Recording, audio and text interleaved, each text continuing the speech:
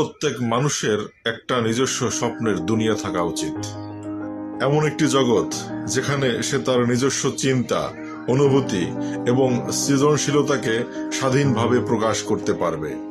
কারণ মানুষ শুধু বাস্তব জগতেই বেঁচে থাকে না, সে বাঁচে স্বপ্ন, আশা এবং কল্পনার জগতেও।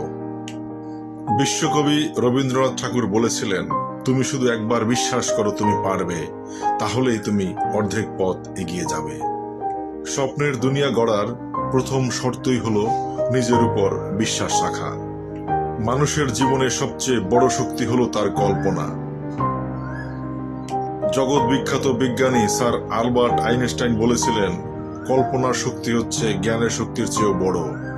কারণ আজকের বাস্তবতা একদিন কারো কল্পনা ছিল। যে মানুষ স্বপ্ন দেখতে জানে না, সে মানুষ নতুন কিছু সৃষ্টি করতেও পারে না।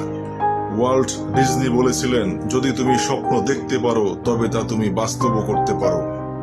নিজস্ব স্বপ্নের দুনিয়া মানে বাস্তবতা থেকে পালিয়ে যাওয়া নয়, বরং এমন একটি মানসিক জগৎ যেখানে তুমি নিজেকে আবিষ্কার করবে, নিজের লক্ষ্য নির্ধারণ করবে এবং জীবনের অর্থ খুঁজে পাবে।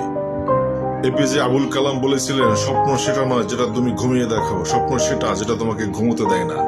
তাই অন্যের মতো হওয়ার চেষ্টা না করে নিজের মতো হও। নিজের চিন্তা, নিজের সৃজনশীলতা, নিজের স্বকীয়তা প্রকাশ করো। পৃথিবীর প্রতিটি মানুষই আলাদা, আর সেই আলাদা হওয়ার মাঝেই রয়েছে আলাদা সৌন্দর্য। মনে রাখবেন, আপনার স্বপ্নের দুনিয়াটাই একসময় আপনার বাস্তবতার ভিত্তি হয়ে উঠতে পারে। তাই স্বপ্ন দেখুন, স্বপ্ন লালন করুন, কল্পনা করুন এবং নিজের ভাবনাগুলোকে সাহসের সাথে প্রকাশ করুন। ধন্যবাদ। স্বপ্ন দেখুন, স্বপ্ন নিয়ে বাঁচুন, স্বপ্নকে বাস্তবে রূপ দিন।